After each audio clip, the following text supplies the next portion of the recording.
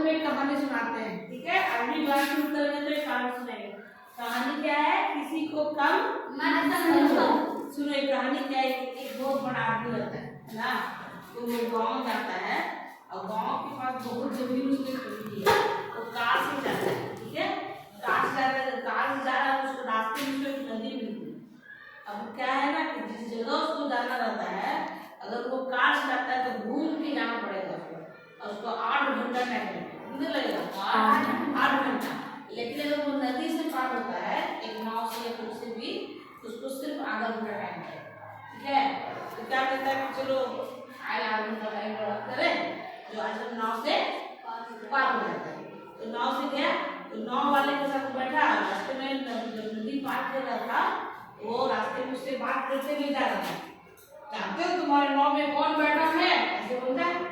बोलता है ना साहब, कौन है, मैं बहुत बड़ा आदमी हूँ, नाव के किनारे किनारे जमीन देख रहे हो ना, ये सारा जमीन मेरा है, बहुत बड़ा फैक्ट्री हम बनाएंगे।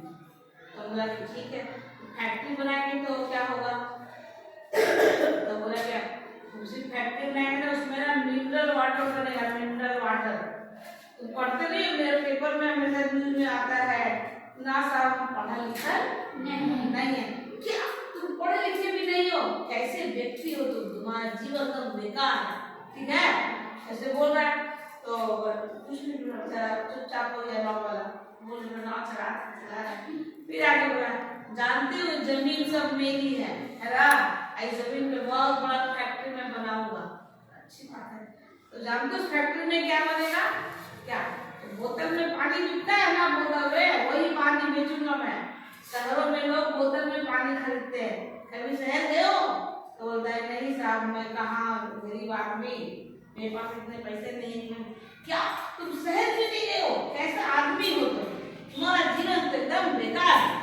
बेचारा नाव वाला बार वो जलील कर रहा था, है ना, तो बेचारा नाव वाला कुछ नहीं बोला।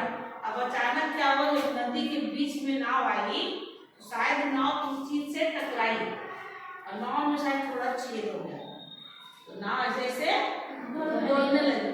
तो नाव वाला बोला लगता है कि नाव में छेद हो गया है, ये लगता है नाव डूबने वाला है। अब वो आदमी भी घबराने लगा, तो क्या हो भाई, तो बोलते साहब आपको तैरने उड़ने आता है कि नहीं, है ना, तो नहीं हमको तो तैरने नहीं आता है। तो नाव वाला बोला, क्या बोला, क्या आपको तैरना नहीं आता, आपकी तो जिंदगी बेकार है, ठीक है।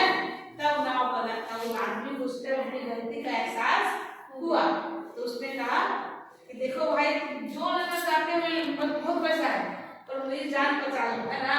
तब बोला घबराइए मत, मुझे सिर्फ बचना ही नहीं आता, मुझे बचाना भी आता। तो जो आप मेरा हाथ ये पीठ पकड़ लीजिएगा, जब मैं नीचे उतरूंगा फिर मैं आपको नदी के किनारे ले जाऊंगा।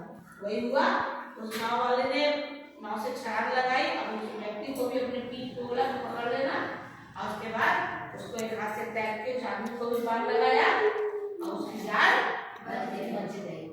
कहानी से समझ में क्या आता है कि हमें कभी किसी को कम नहीं समझना चाहिए, कभी किसी के गुण को कम नहीं आंकना चाहिए, करना चाहिए, क्योंकि इस जीवन में कब कौन काम आ जाए ये कोई नहीं जानता, कब किसकी जरूरत आपको पड़ जाए कोई नहीं जानता। इसलिए हमें कभी किसी का मजाक भी नहीं उड़ाना चाहिए, समझे।